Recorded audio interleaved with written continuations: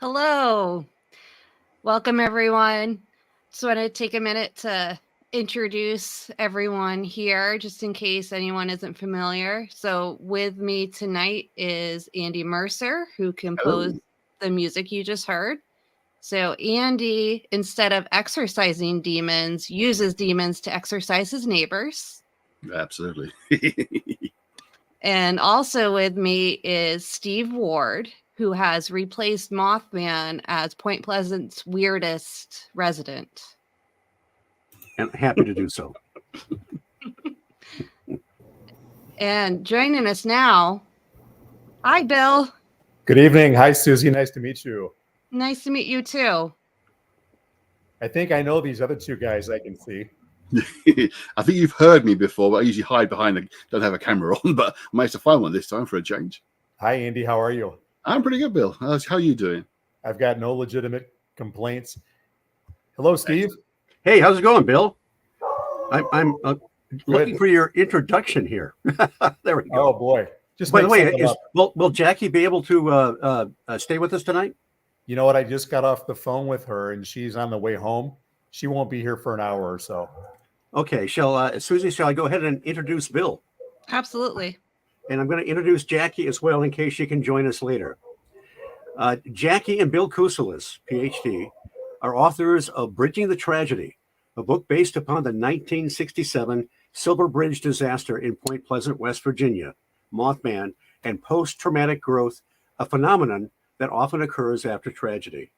Bill's interest in the paranormal began in the late 70s with the original Project UFO television series.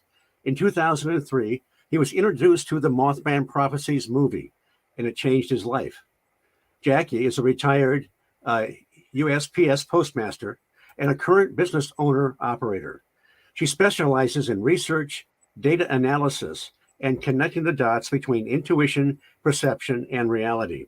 Since 2016, Bill and Jackie have visited Point Pleasant regularly, where they have become friends with several area residents, including Mothman Museum owner Jeff Wamsley and the late Carolyn Harris, co-founders of the Mothman Festival. Bill holds a doctorate in psychology with a focus on post-traumatic growth, the good things that can come from bad experiences. They reside in Sycamore, Illinois, and it's great to see Bill again. Good to see you, Steve. Yeah, and thanks for joining us, Bill. And it's that kind of hit me the most when I read the Mothman Prophecies the first time was, Mothman's kind of the least interesting part of the whole story, right? And the way Keel described the bridge collapse itself, everyone kind of glosses over that. But I'm from a small town about the same size as Point Pleasant. And I just, if that number of people had died in my hometown, I think about that would have been the end of the world for us, at the time. That's such a huge event that everyone kind of glosses over when they talk about this. So your insight, I think, is perfect for this. Well, thank you. You're right. I think you're the first person besides me that I've ever heard say that the Mothman was really not the most interesting or central part of the whole tale. I mean, the Mothman Prophecies is named the Mothman Prophecies, but I think that a lot of the times people forget what the prophecies really were. We hear about the black wings. We hear about people being scared, their red eyes, chasing cars, all this kind of stuff. And that's fascinating and it's horrifying. But the prophecies and the Silver Bridge disaster are equally powerful, if not more so. Yeah, absolutely. Yep. Yeah, I'd like to say that, I was a follower of John Keel back in the early days, which everybody that has heard Andy and my show knows that. But I got the Mothman Prophecies book as soon as it was available. And I visited Point Pleasant a couple of years later to kind of see the area. But it wasn't until 2006, I went to my first Mothman Festival, met some of the people there. And then the next time I read the Mothman Prophecies and read that chapter on the bridge collapse, it really hit home. It wasn't just a story. People that I met people that survived the disaster. I met people that were in town at the time and saw the collapse or heard it, and it just made a whole difference in the story. To actually have been there and met the people in Point Pleasant. And now you live there. And now I live there. Yes, on the Yeah. very road that the Scarberries and Mallets were chased by the winged Garuda. I mean, who would have thought? That a kid in junior high who read that first major report that hit the wire services all over the world about the two couples chased the TNT area into Point Pleasant, and now here I am. And what you said, Steve, really resonates with me because after we've been traveling to Point Pleasant, we've probably been there 10 times since 2016, at least once a year, if not twice. And we've gotten to be friendly with so many people there. It really is just a wonderful, wonderful small town. And having interviewed people that we did for our book and gotten to know them, really at an intimate level. Jimmy Wedge lost both his mom and dad in the bridge disaster. Susan Sayer talked about how things were in her 5th grade classroom when Kathy Bias's chair was pulled out because they never could find her body in the river. I mean, all these different things. We watched the Mothman Prophecies movie, and I'm a junkie. I mean, I've probably watched it hundreds of times. But when we watched it for the first time, front to end, after we did the interviews and got to know the people that we did, I mean, I had tears come to my eyes when that bridge went down because I know now what it felt like for those people who lost their parents, their children, their friends. You feel it. I mean, it's just such a powerful story. It's interesting that you were introduced to all this from the film. And as someone who works occasionally at the Mothman Museum and greets people and answers their questions, so many people, very few people have read the book. Few people have read anything by John Keel, but so many have been introduced by that film, which now is about 20 years old.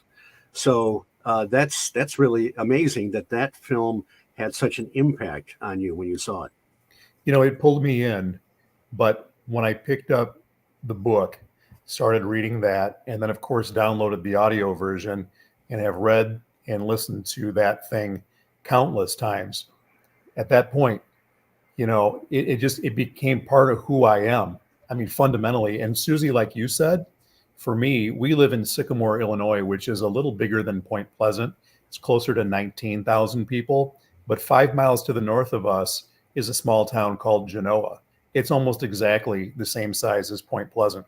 So whenever I talk about the bridge disaster and about Point Pleasant with people who live in our area, I always say that picture a town of Genoa losing 46 people in a bridge disaster. If you didn't know somebody in the bridge disaster, you knew somebody who was in the bridge disaster.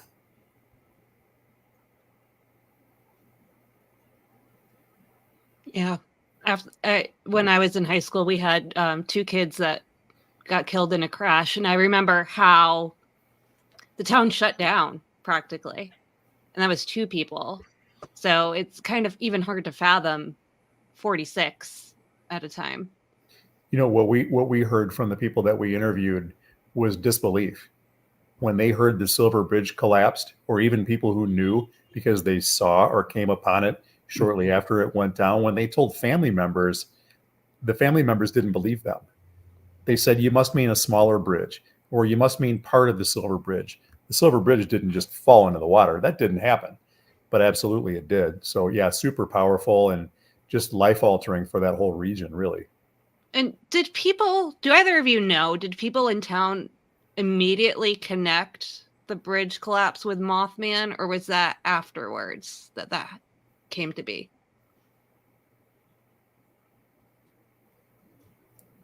You're asking me? Either of you, if either of you have an opinion. I'm just listening for Steve because I've been rambling okay. for a while. Well, I think that when there still may have been sightings of this creature or apparition or whatever it was. There still may have been UFO reports. I think that horrible disaster took everybody's mind off that. It was when there's a part in the book by John Keel where these strangers, these call them men in black if you want, or just these creepy dudes that came in to talk to Mary Hyre, the reporter, friend and colleague of John Keel, that wrote the column Where the Waters Mingle. Here she is dealing with the bridge disaster and people's deaths and keeping up with the news, and some creepy dude asks her about UFO reports in the area. If it was still going on, nobody gave a damn about it anymore. Now, I tend to think there are a lot of people think Mothman was a harbinger. Some think that it created the disaster somehow. I tend to think that all this, and there's so, and Susie, you're right, because Mothman isn't the only strange thing that happened during that time period. UFOs, strangers they called men in black, animal mutilations, a psychic phenomena. I tend to think that it all just happened at the same time that the bridge collapsed. I don't think there was a direct connection, but in people's hearts and minds, there is a connection because it happened within that same about 13 months. And so that's why it's so amazing that, it mentioned Carolyn Harris, that's a great lady that Bill and Jackie met when they came down to Point Pleasant.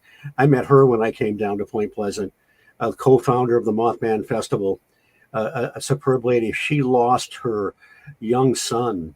Her son was crossing the bridge with her ex-husband at that time. But nevertheless, even though, again, this tragedy is connected with the weird stuff that happened that year, she was all about doing whatever she could to bring the town back. She must have had great foresight. I mean, who would have thought that this little festival would erupt into thousands of people, bringing millions of dollars into the town?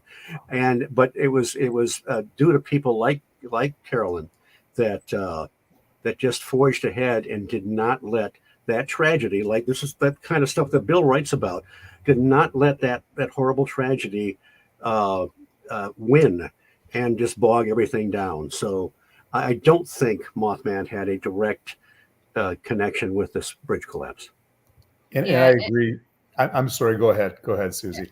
So I was going to say, in the beginning of the book, Keel tells this story. I think it was a home in New York that was haunted by a man wearing a cape and a slouch hat, but there was never anyone that lived there that fit that description, except for there was a writer who wrote a book with a character with that description, kind of implying it's like a tulpa type thing.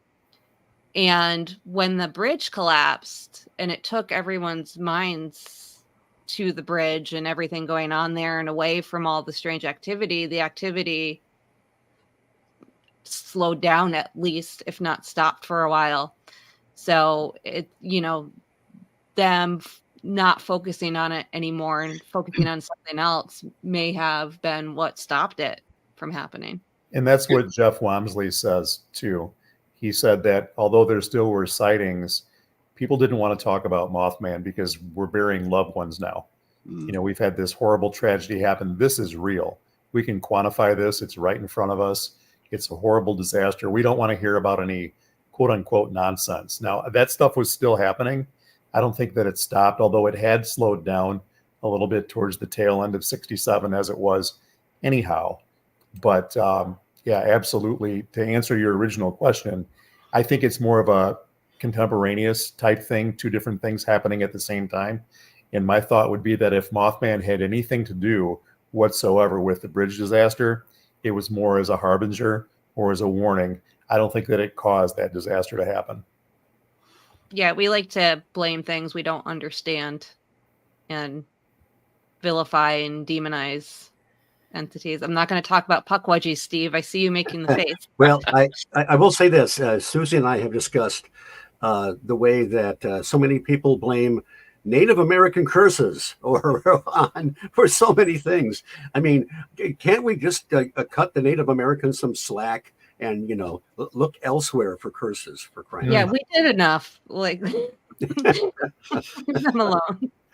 I'd say from a UK perspective, if you like, I've come to this the other way around. I first saw the movie, then read the book afterwards. I remember watching the movie thinking, this is amazing, I must learn more about this. For me, as an observer, it gave the impression that there was a correlation between the collapse, but more, as you guys have said, more of a sense of a warning of something that's going to happen. But one of the theories I kind of find interesting is the very fact that that dramatic event occurred caused ripples almost through time, if you like, going backwards, so that these strange anomalous occurrences were caused by the collapse, by sending sort of strange impressions backwards through time, if you like, and causing anomalies to start to occur in a build-up towards a rather dramatic event. And that kind of relationship I found really quite fascinating. The possibility there's some kind of connection in that sense, that it almost like a backwards compatibility effect of the strange sightings were caused by an event that yet to occur. I don't know if it kind of makes any sense. But that's one of the ways I've sort of looked at the idea. But for me, certainly reading the book after having seen the movie, I was like, bloody hell, this is even more strange and bizarre than the movie is. It was quite taken by that fact. And as you guys are always saying, John Keel talked a lot of stuff in the book that relates to the more general sense of weirdness that I found absolutely fascinating. It's really got me into this sort of area more than the more conventional ghost stuff, which is my background has been ghost investigations for many, many years, to moving into the more the stranger stuff, shall we say. And that for me was a real eye-opener reading the book, having seen the movie. And think about how the editors, I love that way Keel would talk about the faceless editors, cut out half his manuscript, for crying out loud, which fortunately some of it was salvaged in the Eighth Tower, which is kind of a follow-up. Yes, but, I must read that actually. I've not read that one yet. I must get hold of that and read that. Yeah, good stuff. And the one that I've talked about before, Operation Trojan Horse, is one of the books that did a major change around for me. Susie, I noticed that Horace Smith has asked about the relationship between Keel and Gray Barker. Is it okay if I expound on that a little bit? That was on my list of things to ask you. So thank you, Horace, for reminding me. Gray Barker, I actually met Gray Barker at the 1976 MUFON Symposium. I won't go into that story, but I got to talk to him and ask him a bunch of questions. It was very cool. Never got to meet John Keel. John Keel, now Gray Barker was kind of a trickster. He would, some of the stuff he wrote was legitimate, but he wasn't above embellishing. And for example, his first book, famous book, was called They Knew Too Much About Flying Saucers, which was all about the Men in Black, right? I think the first book written about the Men in Black. And these, of course, are the alleged UFO silencers that come and visit people that have seen UFOs or have taken photographs and want to confiscate them. He said, Gray started, in an interview he gave, he said Gray started writing this book and he was serious about it, and then he kind of threw up his hands and started making it up. He said you have to be very careful with Gray Barker. In fact, there was a guy that in the town that I lived in 2 years ago before I moved down to Point Pleasant. I won't give his name, but he wrote a book published by Gray Barker. And Gray said, hey, if you pretend to be this particular person that was silenced by the Men in Black, I'll publish your book.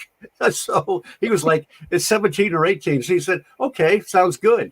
And then years later, I think it was in the 90s, he came forward and said, I was just a young kid and it was just all made up. I forget the name of the character in the book. But Barker was, if you ever get a chance to visit the Gray Barker archives, they're in the Clarksburg Library. There's a separate building there, and there's a room devoted to this awesome library of Gray Barkers, including 6 issues of the UFO Phenomenon, which was the publication that our high school UFO club published. If you open up a certain file, there they are. But yeah, so and one last thing, there's Gray Barker wrote his own book about before Keel did, about Point Pleasant and the Mothman, called The Silver Bridge. And I even asked Barker about that, because a lot of people said that Keel just ripped off Gray Barker, and of course he didn't. And it was funny because Gray Barker says, "Oh, I'm sure John." No, he said, "None of us like to get our literary toes stepped on, but I'm sure John wrote his own book." He was such a character. But there's a chapter in there about Gray Barker and John Keel when they went to Point Pleasant. And John Keel said he got everything wrong, so he had to rewrite the chapter. So that chapter in The Silver Bridge was written by John Keel. I think Keel Wasn't there liked. a point where one of the Men in Black characters said he was a friend of Gray Barker too? Yes. Yeah. Yeah, didn't In the remember. Mothman Prophecies. And I'm trying to think. I was just listening to the audio version of it over the course of the last week just to kind of refresh my memory a little bit. But there is a guy who I think, and Steve, help me out here a little bit. It was the part in the book where I think it's on Long Island where there was a family that had witnessed a UFO and a number of people were coming to the house and checking things out. I may be getting stuff convoluted, but I remember that there was a guy who showed up at this house and he was asking questions about Keel, but they had a baby and he wasn't even acknowledging the fact that the baby was there. Okay, he that was stuck around for like 5 hours. Am I convoluting? that was things? actually in or around Point Pleasant. It was the Scarberries. It was little Okay. Scarberries' baby, and this guy it said he was Jack Brown. He was this little short, creepy guy. In quotes, a Man in Black type. Now, it could be that some of these people we associate with the dreaded Men in Black might just be a little strange. I mean, we've all been in this realm for a while, and we all know people that are a little strange, right? Okay. No names are going to be mentioned here, but yeah, he showed up and he had a tape recorder that he didn't seem to know how to operate. He said he was from Cambridge, Ohio, and when he met somebody else from that area, he didn't seem to know anything about Cambridge. So it was just totally bizarre. But yeah, he that was the infamous Jack Brown, and always wanted to meet that guy.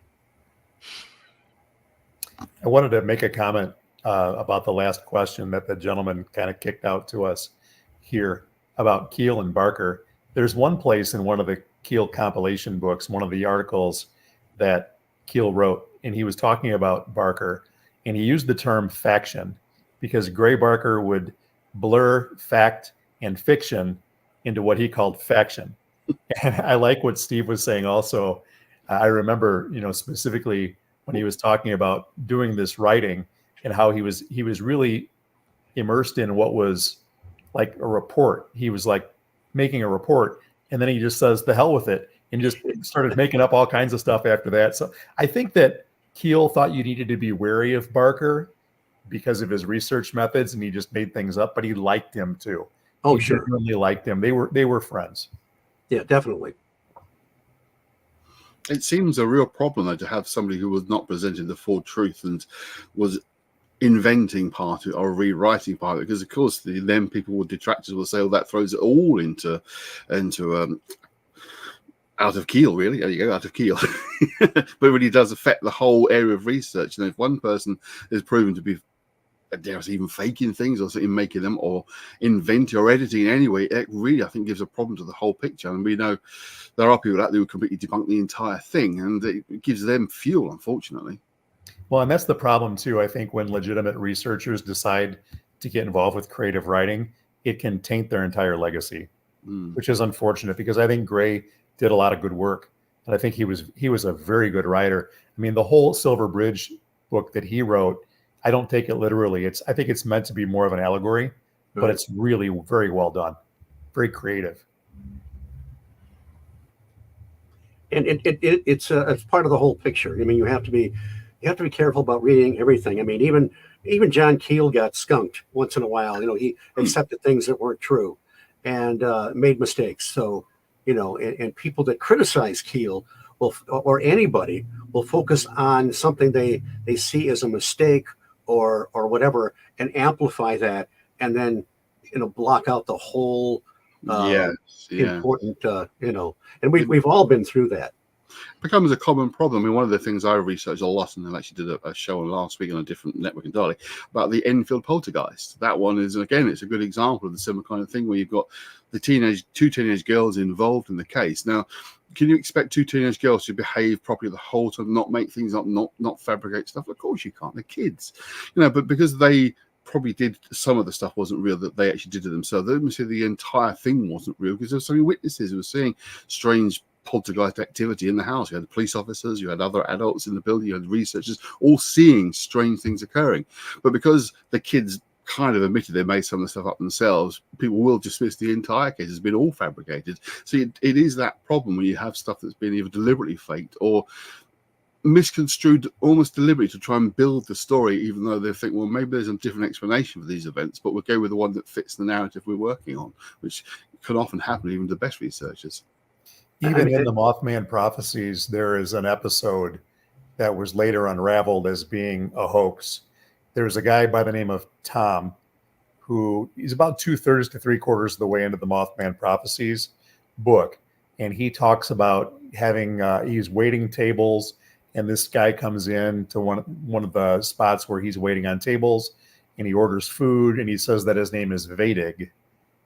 And his story was almost identical to what Woodrow Derenberger talked about with Indrid Cold, and even down to the point where he came for Tom and then took him on a rickety type of a spaceship to Lanulos, which is the same place that Cold said that he was from, to Derenberger.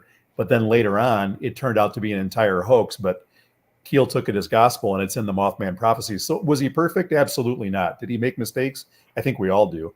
But I don't think he deliberately set out to do that. I think this is somebody who duped him, and he thought it was legitimate.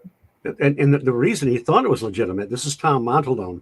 Actually, Tom Montalone wrote the introduction to a book called The Mothman Files. And in there, he tells what happened. He said this was a college prank. He was telling John Keel all this nonsense, and he said he could see Keel was zoning out and he wasn't buying it. So he thought, I'm just going to pull stuff out of my... And he did. He came up with like black cars and men in black. He hit about 3 things that Keel had been investigating, but had kept close to his vest. He did not publish everything at the time, but to actually prevent hoaxes. So Keel at that moment thought, holy cow, this guy has had a real experience. So I don't know what it was, a bizarre coincidence or some kind of paranormal skullduggery. I don't know, but I can understand why he bought it at that time. Yeah. I mean, you could also talk about the whole Indrid Cold business itself, because Derenberger doesn't seem particularly credible, but yet he seems to feature quite prominently in the book. I always found that was quite interesting. Well, interesting. Go ahead, Bill. Well, I was going to say, and Andy, to your point, Keel, when he was interviewed later on, like years after the Mothman Prophecies came out, he was asked about Woodrow Derenberger and if he thought he was legitimate. And he said, I think that initially the first story was legitimate. But then after that, it seemed like he kind of lost it and went off the deep end and made up more and more encounters, and things got stranger and stranger and stranger after that. So I think he did buy it at first. He did believe him, but then he lost his credibility as time went on as far as Keel was concerned. Well, as you recall, there were a couple other incidents that were very Indrid Cold-like, including one that happened before Derenberger came forward, almost identical. And it was in the same kind of a contact along Route 77, the elongated craft, the landing, a pointless conversation with an individual that looked suspiciously like Indrid Cold. And then the guy decided he wasn't going to go through with the story. And because he had told John Keel and Mary Heyer, and he said, that scientist fella said we should just forget all about it. And Keel said, what scientist fella? And he said, well, I don't know, but he seemed to know what he was talking about.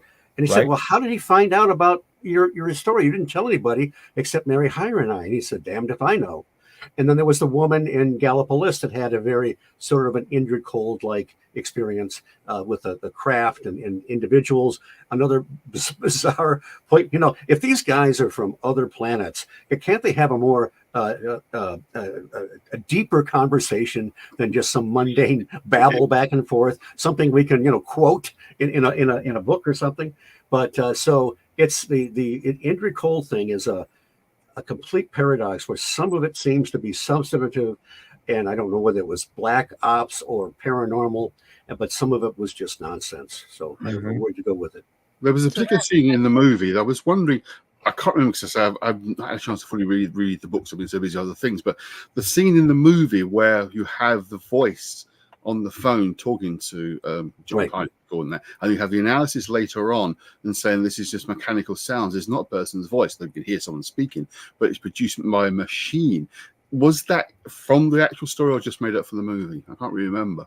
Well, it was there was a so-called Mr. Apple, APOL, that was in contact with a woman named Jay Perro.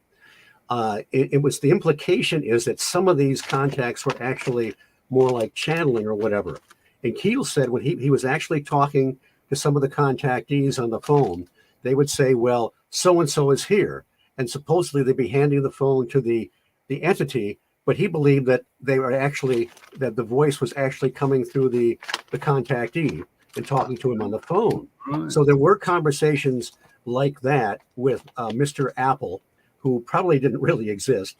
It was there's a couple of books, the Big Breakthrough and the Big Blackout, which are documents that Keel never published, that you can get from johnkeel.com by Doug Skinner. And this is a whole area where Keel seemed to be really buying into, and I know Bill knows these books, where he was buying into these messages, but he wasn't talking to any of the people himself. These were all coming through all these different contactees. And there seemed a point where he was really freaking out.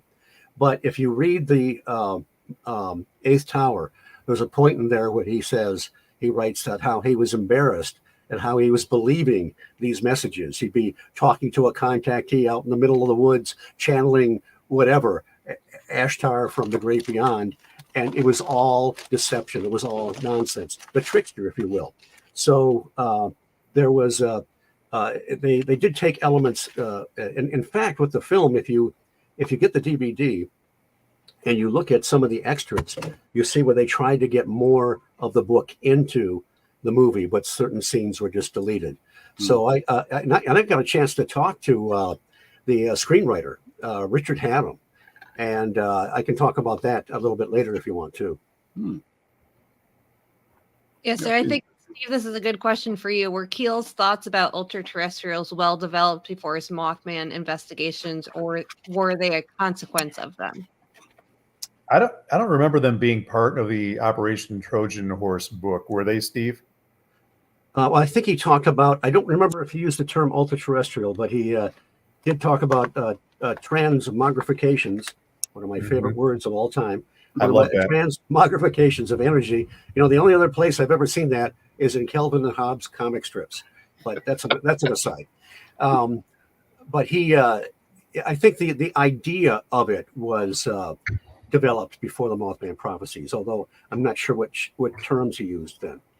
Well, and interestingly enough, I think that he didn't coin that phrase. No. He popularized it, but I think he really got it. Wasn't it from Ivan Sanderson? He said Ivan Sanderson, and he also said he used it as kind of a literary device because he wanted to get people away from the notion that these things all had to be extraterrestrial.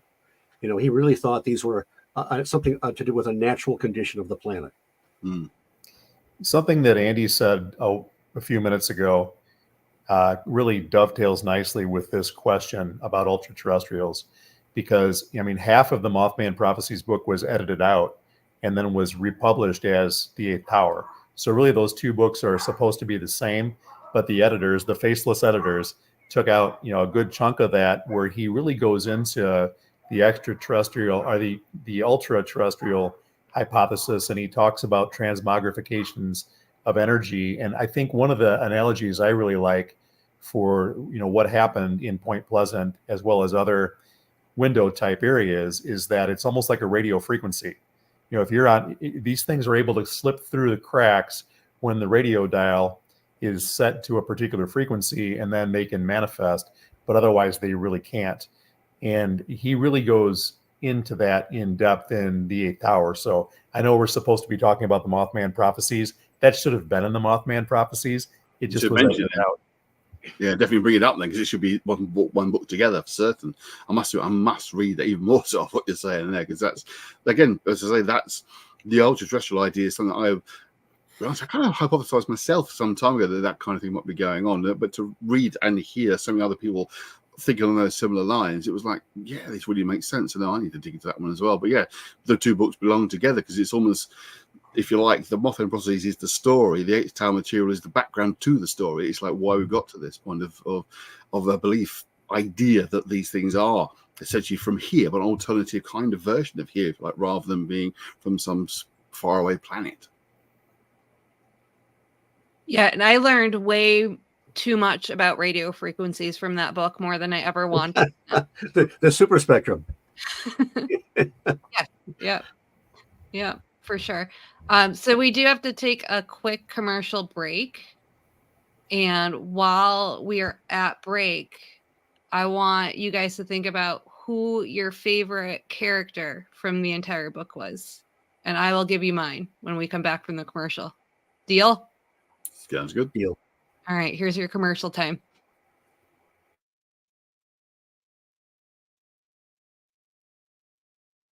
Are you haunted by legal troubles that just won't vanish? Do you suspect foul play beyond the natural realm? Hi, I'm Susan Graves, your paranormal attorney. If you're dealing with ghostly contracts, spooky disputes, or supernatural misdemeanors, I'm here to help.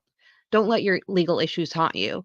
Call me, the lawyer who isn't afraid of what goes bump in the night. Remember, when the law gets paranormal, you need a lawyer with spirit. Call me today for a free consultation. Susan Graves, fighting for your rights, even from the other side. And we're back. So, my favorite character from the entire book is the man who stole the pen. It is the most pointless thing, and that is fascinating to me. And I think so I always try to put myself into their shoes. You know, if I was an ultra terrestrial, what would I do? And I would do random stuff to confuse or annoy people. So that was why that character, I loved him so much. And it's also a good thing to have some of those clicking pens so that if you are visited by men in black, just throw some pens at them and they'll be distracted and they won't be asking you any more questions or try to compensate your photographs. But were there any characters that really stood out to any of you guys? Oh, yeah, I've got one, but you guys go ahead. After you, Bill. You know, I've been thinking about this for a while and I'm drawing a blank. So if you guys could jump in, maybe that'll help my mind work better. Leonard Sly, the guy from Duncan Falls. He was an elderly gentleman that couldn't sleep sometimes. So he'd go out and this is in Ohio. And he would wander around and he saw this strange looking L-shaped building next to a school that he'd never seen before. And so as he approaches it, he hears a voice coming from it and to welcome him in, I think. And it freaked him out. So he started he went back home and he got his gun and he came back and it was gone. And he called the police. And of course, they just thought he's an old guy, doesn't know what he's talking about. When John Keel talked to him, he said that Leonard told him the story with no embellishments or whatever. But he said, I didn't exactly run, but I walked pretty fast going away from the building. And that's my favorite character in the Mothman Prophecies. Well, for me, I'd actually deviate over to the movie and the scene where John Keel meets the former professor who's experienced strange things, and he starts to tell him what's happened to him. And there's one line that really, it gave me chills, and it's always stuck with me, and I often quite quick to other people about this kind of stuff, is the line that you notice them, and they notice that you notice them. It's like, ooh, gives you shivers, and I think about that. But I know that's not of the real events, but that scene, I think, crystallized for me the slightly more sinister side of this. Of the film itself had been a series of strange events, obviously. It was like weird sightings, but then it took a different angle when in that scene. It's like, but they noticed you noticed them. and now they know you're noticing them, and they don't like that. That was that kind of vibe it gave me. And I thought that was really good. That was a nice little scene. And so for me, that bit particularly of the movie rather than the books, saying it's been honest, I read it, so I didn't get the chance to. But to me, that crystallized that notion of there's something more going on here that may be even deeper. Those scenes with Richard Gere and Alan Bates were phenomenal. Of course, Alan Bates, I remember his name, yeah. Played Dr. Leek, Keel spelled backwards. Yes. And my favorite exchange is when, Richard Gere was really good in this film. Of course, Bates was too, but he's at a point where Bates is telling him all these things that happened to him. And Richard Gere, you can tell it's just toward the end of the movie, he's at his wit's end. And he said, "Didn't you need to know?" And Alan Bates has this kind of quizzical look on his face, and he cocks his head a little bit, and he says, "We're not allowed to know." And that's chilling also. I have something like that written down as my favorite quote from the book. Something wants us to not understand this phenomenon in its true purpose. Right. Yeah, I love the exchanges between those two in the movie. And my favorite part that he talks about is when they're in Chicago the first time and they're looking up, and Bates points up to the window washer and he says, "That window washer up there, from where he's standing, he can see a little further down the road." But I think my favorite character in the movie is Gordon Smallwood, bar none. I just love the way that Will Patton just owned that role. He did a fantastic job. And my favorite line from the movie is when he says, "And then I hear this weird howl coming out of the sink." And he's just losing his mind. I love that. But I've had to really think hard about this, guys, in terms of my favorite character from the book. And I think it's got to be Jay Peril. And for me, it's Jay Peril because she's on the Long Island end of things, which really gets lost when we talk about Mothman. People don't really go in depth about that, but she was responsible for a lot of the channeled prophecies that Keel was receiving, whether they were legitimate or not. And she's been kind of an enigma because she kind of fell off the radar after the Mothman Prophecies book, and nobody seems to know what happened to her or anything about her. And I find that to be really fascinating. There's a mission trying to find her. And you get more about Jay Peril. I forget what her real name was, but from the big breakthrough in the big blackout, and you get more from in Keel's thinking. This is in the midst of when he's buying into some of these messages and so forth. But you can see he keeps thinking about Jay Peril, for example. He said, is she hoaxing this? Is she making this up? And then you think, but there's certain things that she knows she couldn't possibly know. So you get more into the thinking process of Keel in those books than you do in the Mothman Prophecies. And she could very well have been duped just like he was. Oh, I think sure. just like a lot of us researchers can, when we get closer to this phenomena, it really starts toying with us. That trickster thing or that reflexivity or whatever it might be that goes on along the lines of the super spectrum that we just don't understand really begins toying with us. And there's another one that Steve mentioned, the big breakthrough and the big blackout. There's one that came out a couple of years ago, maybe a year and a half ago, called The Big Bamboozle. And in that one, there are 2 or 3 articles written by Jay Peril, and they're fascinating. Is that the one about Mount Misery? Yes. Okay. Mount Misery, New York, Long Island, I think, where a lot of weird stuff was going on, like you said, Bill, on Long Island. Wherever Keel was, it's almost like he was a lightning rod for some of this stuff. They also tried to call that a Native American curse too.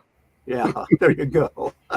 I think that comes back to the whole idea of he's noticed them, he's talking about them, so they've noticed him talking about them, and they're going to keep a closer eye. So, yeah, the idea of becoming almost like a magnet for these kind of events. I mean, I've often talked about the idea that sort of in that other realm or world, if you are more attuned to it, you're like a beacon of light that's visible to them, and they think, "Oh, what's this person doing?" And they come towards you. But the more you're involved, the more you draw them to you. And I mentioned the film. My first reaction to it was a bit negative because I'd read the book so many times and I wanted more of the book in there. I wanted more of the Men in Black, and of course, soon after I thought, well, they can't do the classic Men in Black because they've already done 2 silly films as comedies with the Men in Black, Yeah. and people are just going to associate it with that. Mm. But as time has gone on, I love the film as much as Bill does. And, you know, Andy Mercer is a composer. And so I want to mention the soundtrack to the Mothman Prophecies, Tom and Andy, is phenomenal. Andy does a lot of, would you call it dark ambient? Is that correct? Yes, that's And that's kind of what the Mothman Prophecies, I would call that dark ambient. And it just fits the film so well. Yes, It's so you excellent. saying that was very good music. I remember that. Yeah, it was quite subtle. It did have a nice sort of flow of unworldliness to it sometimes as well. It was very Right. good music. Yeah. So one of the things that kept like screaming from the back of my mind as I'm reading this, or other things like it, is the communication with the trickster entities. And Andy, I kind of wonder, how do you know what you're talking to? Because I'm not a sensitive person at all. I don't communicate with anything other than living humans. Well, I've certainly over the years come to a very firm belief that what you talk to, how it presents itself, is in accordance with what your expectations are, what you're experiencing, what you believe them to be. I don't think these things have an identity of their own. They just assume what works for you, whether it's something that is for your personal history or your personal belief system, or something greater from your own cultural background, if you like. But I've become more and more convinced that these things exist, but they don't have an identity. You're not talking to, the old thing. I'm afraid it happens a lot in American paranormal TV shows, that this ghost is a demon. Really, it's hiding, it's pretending to be something else. I don't think it'll be a demon if you want it to be, because that's how you're framing it.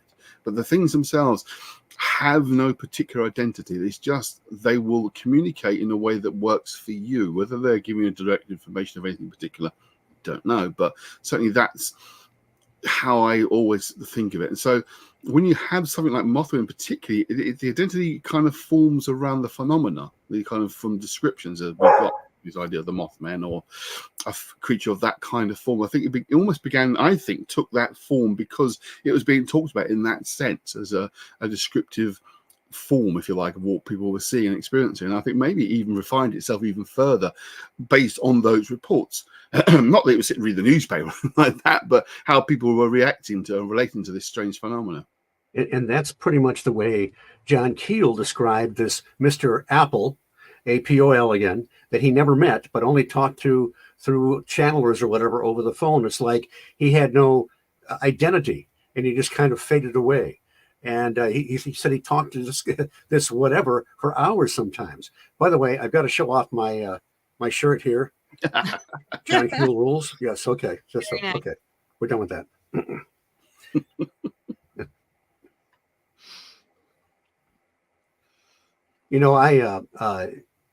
When I was reading Bill's book, what it brought home to me that I did meet a survivor of the bridge collapse, and his name was Bill Edmondson. And I met him in 2017 at the 50-year remembrance ceremony. He was driving a semi across the bridge when it went down. And unlike the film, when Richard Gere had all kinds of time to warn people off the bridge, this happened in about 30 to 40 seconds. And he went in the water. He was forced through the passenger window, right arm first. It's 20 degrees out. It's freezing. He gets out of the truck, comes to the surface, and he grabs onto some of the material he'd been hauling, and a tugboat captain saw him and pulled him up out of the water, and they got him to the hospital right away. There's an article on him in the Mothman Museum. So that's another thing that just brought all that even closer to home, hearing a personal one-on-one experience about that tragic night. Yeah. So We interviewed 11 people for Bridging the Tragedy. At least 6 of them talked about seeing that semi floating down the river and seeing the presence floating in the river and how profound and powerful those images were. Yes, I remember that from the movie, obviously, the representation of what happened. Right.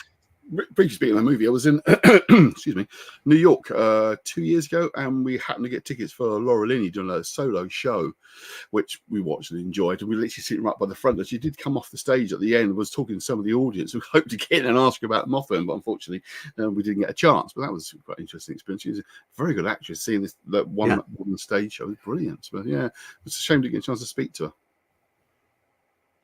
So, did any of you see the Hellier series? Oh Horror yeah, Mhm. I've seen both seasons of it. I thought it was very well done. I really enjoyed it. Towards the end of it, I think it got scripted, and maybe was scripted throughout, maybe part of it anyhow. But the very beginning of it, and maybe the first half a dozen episodes, I found really very riveting, and there were some really interesting correlations and things that they talked about, and that dovetailed really very well with Keel's books. It was very well done. I can't help but think that possibly the whole thing may have started out with a hoax that they followed up on. I mean, and it was right. They did the right thing by investigating and looking into it. I'm just not sure. I just don't know how much substance there was behind the original events that pulled them in. And when they get into the Indrid Cold stuff, I think, I'm sorry, but Indrid Cold does not exist. Maybe he did briefly at one time. Maybe there was some kind of hoax going on, but I don't know what. Somebody is pulling some strings, and I don't think they are. I don't think the Hellier people have hoaxed anything. I think they have gone ahead and tried to unravel mysteries. And yeah, it was very well done. And I talked to Seth Breedlove, who does Small Town Monsters, and he was very impressed with their editing and their production and so forth. I agree. It was very well made, edited, and put together. But I have similar thoughts to Steve. I think they were hoaxed. I think they kind of figured out going along during the series they'd been hoaxed, but so they keep going with the progress they got so far with already. But I think that moment when they realised that the original communication had come from nowhere near where it's supposed to come from, and came from somewhere near to where I think it was Greg was living at the time, I thought, that's ringing two big alarm bells to me. This sounds like they're being duped here. But because they're so invested in the program, they carried on going on with it. I could be wrong, but it just felt to me that it got to a point where it started to feel it was drifting a little bit. Certainly the second series kind of drifted a little bit too much, and I think they were trying to sort of fill time and bringing things that Indrid Cold into it was kind of stretching a little bit for me. And whilst I quite enjoyed it, Greg doesn't like me. We've had an altercation once on Facebook, and I've been blocked by him completely. So nothing to do with his program, but something completely unrelated. But yes, my views are a little tainted by that experience, I have to say. So, if you haven't seen The Unbinding yet, it's definitely worth watching. I thought it was very well done. It's very interesting, and it's not as sensationalized as Hellier was. right, I'll check that out. It's definitely worth watching. This is all completely foreign to me. I feel like I have a list of stuff I have to watch now. I was going to mention earlier that Susie and I are not experiencers. I forget what Susie has a term for that. What is it? Paranormal repellent. Yeah, that's it. Paranormal repellent. without an aerosol. It's just natural. I find it just amazing with you, Steve, particularly. I mean, you've been in this for a few years now, so I'm pretty surprised you had no experiences. I had that one weird experience with a television set, which I will not repeat. And that's. But I had one weird experience with a television set too, which I think is weird. That both of us, our one weird experience was with a TV. Maybe we should just give somebody else the remote and not touch it. You know, now that you're mentioning TVs, and my wife just walked into the room, she's not going to come on camera though, but she was in the process of, we're working on our next book right now, and she was transcribing one of the interviews, and she had it on the YouTube up on the TV set that we have mounted on our wall. And as it was getting to a particularly interesting part of the interview, the TV just died. I mean, it totally died.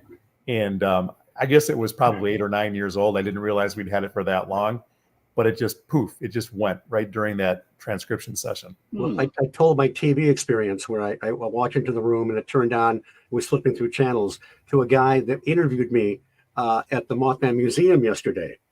And he said he knew a guy, they had kind of a similar experience in a motel across the river, and it turned out it was the same motel that we were both in, not the same room. But I thought, whoa, okay, maybe I'm not crazy, but I still could be crazy. I just want to make that clear. Well, you might be still. It's all right. So, what was your TV experience then? It was, I had gone out to the TNT area north of Point Pleasant alone at night to impress the babes. I wanted to be able to tell that the ladies that, hey, I'm a very, very brave guy. So I came back. I was on Route 62, experienced a couple flashes of light, like a couple of strobes, and I thought, that's weird. Didn't have the presence of mind to think where it was on the road. And so I went back across the river, went to my motel, and opened up the door, and the TV set turned on by itself and started flipping steadily through stations, just like a blur. And I thought, no, this doesn't happen to me. It happens to other people. And so I unplugged the thing and went to bed. And then the next year, there was another similar experience, not quite the same, in the room next to it with a couple of friends. And then a few years later, two couples were having some weird thing going on with their TV, and something flew off the table during a Mothman festival. So all in this one corner of the motel. And the way I always end this is that if I brought something back with me from the TNT, fortunately, he's still there flipping channels because he never came home with me. That's good. And Susie, what was your TV experience? Mine was when I was having those nightmares that turned out to be about my great grandmother. Someone had suggested like talking to her and setting boundaries and like telling her to leave me alone. So I did that. And then I get up to walk out of the room, and I walk past my dresser, which had my TV on it at the time. And as I'm walking by, right after I walked by, the TV flew off the dresser. Oh, blimey. And I had a runner underneath it, and that was still there. It was just the TV. So much like Steve just turned that TV off, I took that TV and put it in the closet. Shades of the last scene in the movie Poltergeist, right? Yes, there's both more poltergeist based than anything else, those experiences. Definitely very strange.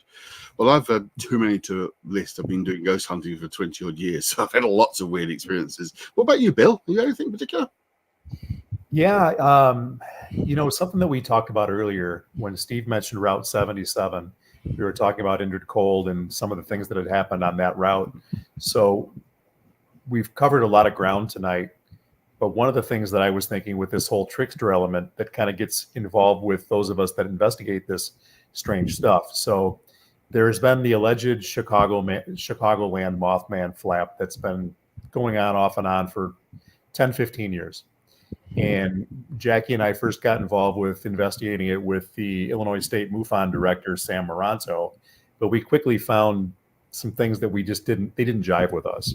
So we didn't feel that it was a horribly legitimate type thing that was going on in Chicagoland area, which would bummed us out because we live 60 miles from downtown Chicago, so it was right here.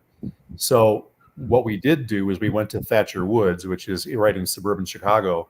We did a ghost box session there, and we got some data that really correlated with some of the stuff in Point Pleasant. So on our next trip that we took to Point Pleasant, Jackie and a lady that was with her at the time, they did a ghost box session, and it mentioned 77. And we had a lot of inverse numbers like 13s and 31s. 31s were very prominent in Chicagoland and the Mothman reports there. 13s were very prominent in Point Pleasant. But they used the ghost box, and it said a place to go visit was one of the signals it got. So they went to Route 77, and then they did a ghost box session there, and that took them back to Endy Way, the point right there in Point Pleasant where the two rivers come together, where Cornstalk is buried.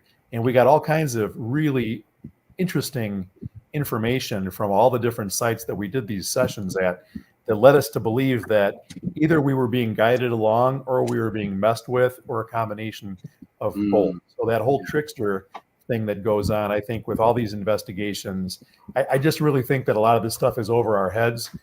We kind of co-create it to a certain degree, but then it's mirrored back by whatever is out there that's giving us the signal back in return.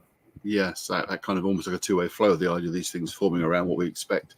What about, question for everybody, other examples of Mothman actually definitely occurring in other parts of America or the world even? Are there any real possible examples? I know that we talked about the Chicago one there, but there are other definite examples of what could be the same phenomena elsewhere? Well, there was a similar one in the Bridgewater Triangle.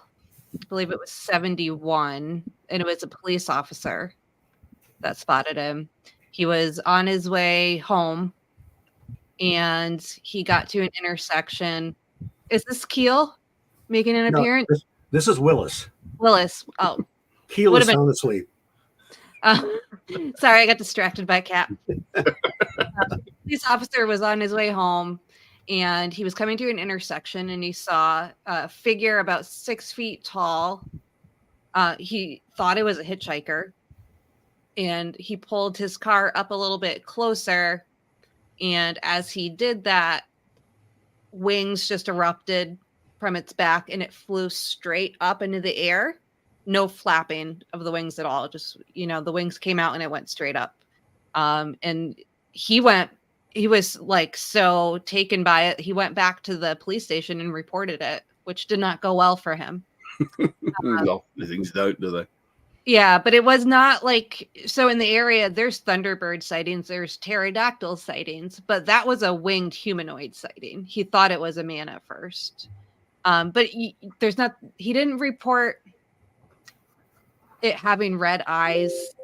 There's been no chasing cars or anything like that, but the physical description similar there. And I don't know a lot about it, but I know around Chernobyl, there have also been some sightings reported. That's the one I was going to mention. I'd heard that as well, that this sort of, again, it's one of those things. Is the phenomena starting to form and appear in a way that correlates with people's beliefs and ideas, or is it this is the same phenomena itself appearing in different parts of it? But yes, Chernobyl's one I'd heard of before that has seen a variety of strange phenomena, and then whether it's to do with mutated living animals, obviously mutation through the radiation, or it is more of a paranormal entity, I don't know. But I've certainly heard of that one before. Well, there are many, and of course, John Someone in Keel the has. comments just mentioned the element of Cornwall. Yes, that's one. Yes, very similar, but not identical. Keel talks about, and there's the, I think it might be the second chapter in the book, the flutter of black wings or whatever, where he goes through a whole array of winged whatever. Wing weirdos, they call them sometimes, and they're not Mothman per se, but there was the Houston Batman, the Wisconsin Man Bat, and all kinds of bizarre things. There's only one report I know that was very similar to, I'm going to say, my Mothman here in Point Pleasant, and that gives almost 3 years earlier to the day that the Scarberries and Mallets were chased by this winged creature in Kent, England. I think they call it the Saltwood Horror. A group of students were coming back from a dance. They saw a light come down behind a grove of trees, and it disappeared. Then the light reappeared and disappeared. And then they saw this 6-7 foot tall, sort of a humanoid creature. Didn't seem to have a head. It kind of shuffled along like the Mothman, bat-like wings, and it did not have the red eyes.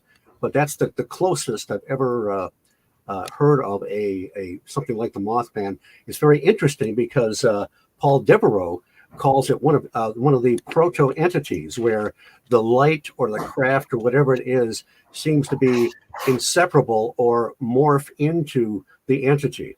Yes. And so, but that's the, like they say, the term Mothman is thrown around quite a bit.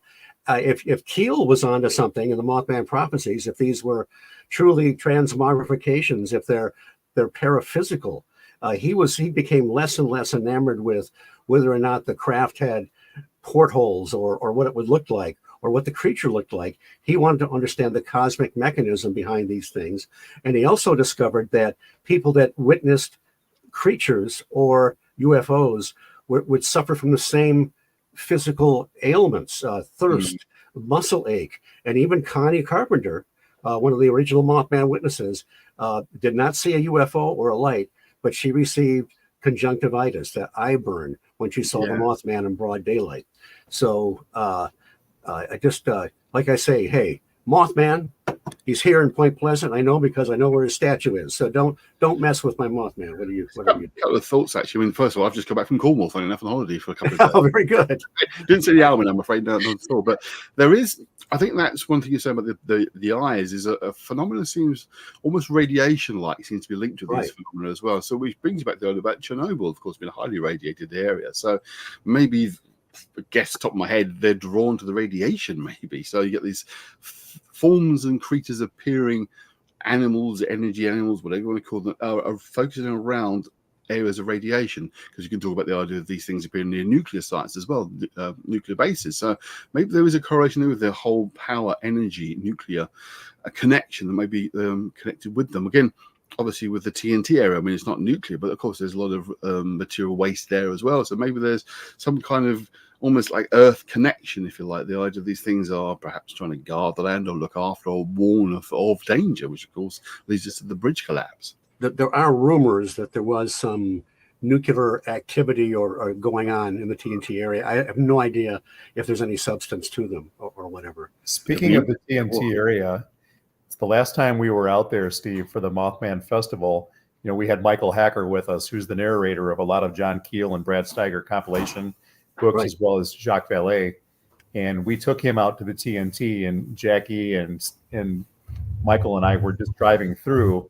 When we came back from that, Jackie's left ear was bleeding. Oh my God. I had a minor case of conjunctivitis, which just blew our minds. And by the way, Jackie says to say hello, Steve. She heard your voice. She said, "Is that Steve Ward?" I said, "Yeah, that's Steve." Hi, Jackie. The Night of the Bleeding Ear is one of the chapters in the Mothman Prophecies, right? Right, yeah. Right. So one of the most things that I found the least believable in this book was when Keel talks about male UFO witnesses. I know where she's going. STD symptoms after. The cosmic clap. Yes. Good story. You got it from UFO. Okay, fine. That's what married guys need to have, that excuse in back of their head, I guess. Yeah, I mean, if they're it might have flown in the 60s. Yeah.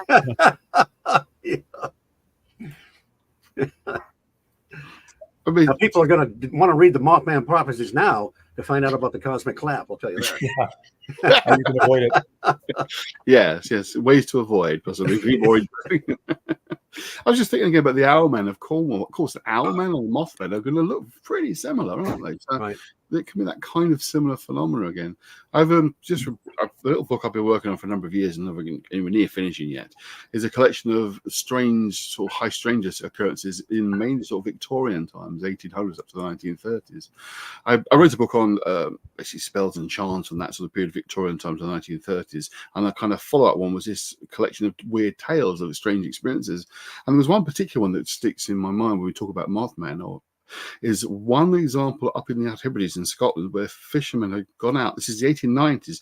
A group of fishermen had gone out in their trawler, basically to fish. This bird-like creature that was about 5 to 6 feet tall with glowing red eyes landed on the topmost mast of the ship, stayed there for about 3 days, unmoving, just looking at them from above, and then just disappeared. And the description they gave, as I say, it was like a tall bird-like creature with glowing red eyes, and straight you start thinking of Mothman, and this is the 1890s in northern Scotland. So this kind of creature seems to crop up in other parts of the world. Well, it's specifically a Mothman, not seeing the Point Pleasant one, of course, but a Mothman-esque creature seems to occur in various places around the world.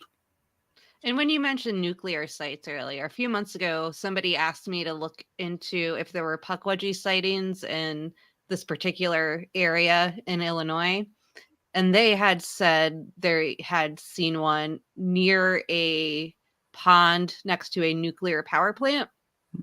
And something I always look into when I'm looking into little people sightings is if there are Thunderbird sightings in the same area. And I found tons of them in that same area. I don't remember the name of the town, but there was a nuclear power plant there. I think it was Southern Illinois off the top of my head, but yeah, and the Bridgewater Triangle too. No power plant, but a lot of the sightings are under these high tension power lines that run straight through it. It's like a creature highway type of thing there. Susan Sayer told us when we interviewed her that in the TNT area, even today, sometimes vehicles will be driving along and the power just cuts out. The cars still totally stall and everything shuts down, and then it fires right back up again. And there are some high tension wires that are back there also. Right. It sort of speaks to the whole idea of EM distortion fields. These things, things like nuclear power or power cables, distort the local EM field. And if one of the theories that paranormal phenomena, particularly like ghostly phenomena, occur because of distortions and recordings within the EM field, as opposed to the idea of the stone tape theory of buildings. It's the EM field of the immediate area is recording these events. So it could be that they are triggers, if you like, as well. The energy that's there is triggering off these kind of weird sightings, almost as if it is the way these things get into our reality through the distortions of the EM field, because things distorting it, be it nuclear, be it mainline power, that kind of thing. What about Keel's writing style? Colin Wilson wrote a great book called Alien Dawn. He talks a lot about his correspondence with John Keel. And in there he says John Keel is incapable of writing a dull sentence. Are there any passages or scenes in the Mothman Prophecies that stand out to any of you? So a few weeks ago, I listened to Keel on Art Bell, their interviews.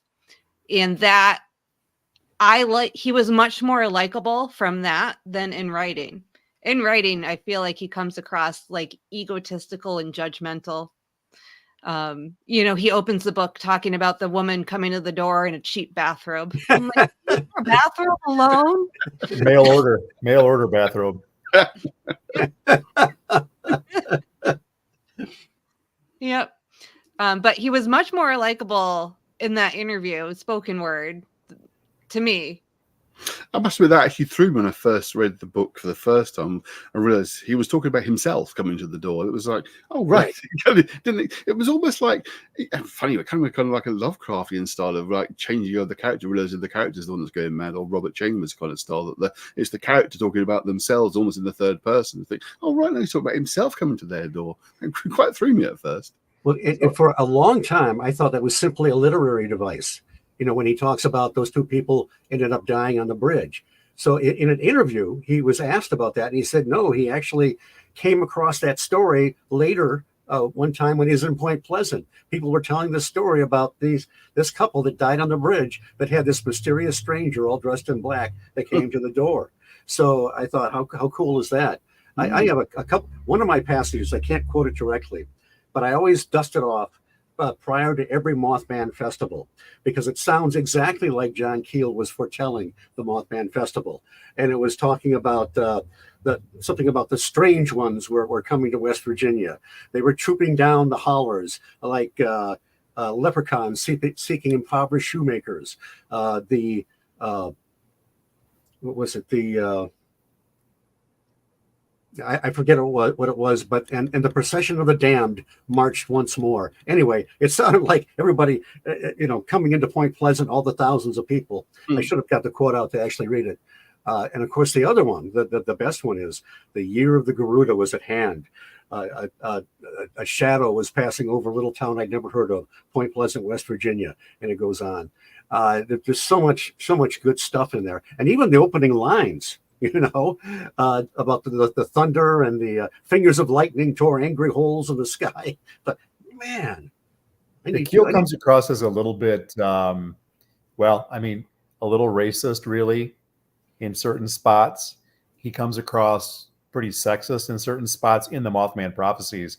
But if you take a look at what he writes about Jay Perro in The Big Blackout, holy cow, does he slam her. He just totally slams her. She's not hot enough for him. He doesn't use those words, but that's really what he's coming down to. Of course, these other entities are trying to pair them together, and he's like, "What's up with this? She's not good looking. She's not good looking at all." There was like a person. Like him and I would have fight. If It's a good thing he didn't meet that redhead. I'll tell you. Oh, geez, he would devote a whole chapter to her. Night of the Angry Redhead.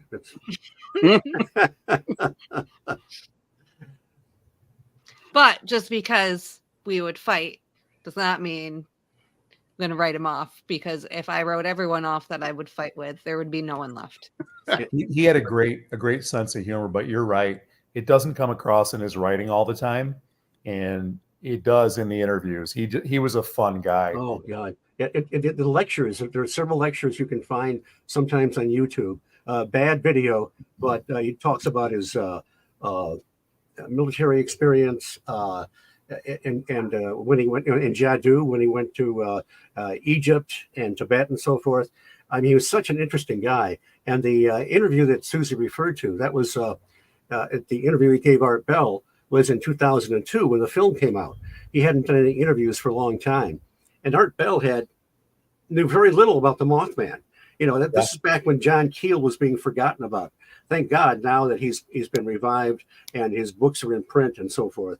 But you know, he was Bill and I have talked about this many times about how far ahead of the time Keel was with, you know, I mean, and people detested him back from the 60s on because he dared question the sacrilege of extraterrestrials. You know, I think Giorgio Tsoukalos, but maybe that's why his hair is like that, because he read John Keel.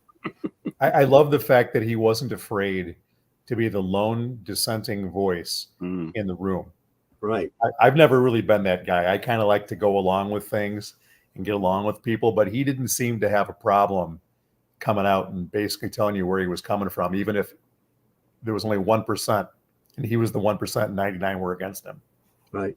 That ratio has certainly changed these days. I think it's moving more towards the ultra-terrestrial for theory, although obviously the nuts and bolts aliens people will stick to theirs like grim death. But I think the field is moving in that more general direction and more of a unified direction, as well as different kinds of phenomena being seen as aspects of the same thing rather than being completely separate. You know, the idea, when I was first involved in sort of the idea of studying ghosts and UFOs, like, no, you one or the other. They're different worlds, you know, mix those up.